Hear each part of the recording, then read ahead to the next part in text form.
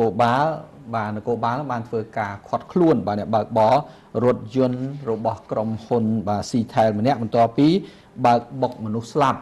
បាទហើយឃើញថារហូតមកដល់ពេលនេះអ្នកបើកបររថយន្តរបស់ក្រុមហ៊ុន Seatel ម្នាក់ត្រូវបាននគរបាលធ្វើការខាត់ខ្លួនបន្ទាប់ពីបានបង្កឲ្យមានគ្រោះថ្នាក់ចរាចរណ៍បណ្ដាលឲ្យក្មេងប្រុសម្នាក់ស្លាប់ខណៈបើកបរមិនគោរពច្បាប់គឺបើកបរដោយ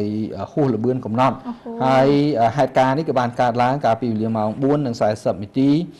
ថ្ងៃទី13ខែវិច្ឆិកាឆ្នាំ2017ម្សិលមិញនៅតាមបណ្ដោយផ្លូវជាតិបាទលេខ59ត្រង់ចំណុចភូមិភ្នំកុយបាទឃុំសាលាក្រៅស្រុកសាលាក្រៅខេត្តបៃលិន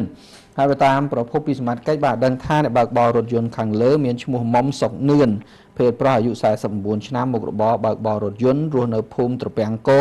សង្កាត់ពងទឹកខណ្ឌដង្កោរាជធានីភ្នំពេញគ្មានរបួសស្នាមទេដោយបើកបររថយន្តម៉ាក Photon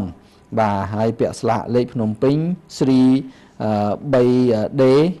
7370បាទរោងការខូចខាតតិចតួចហើយចំណែកជនរងគ្រោះគឺមានឈ្មោះរិនរទ្ធីភេទប្រុសអាយុ13ឆ្នាំបាទនៅក្មេងមែនទេណាហើយរស់នៅ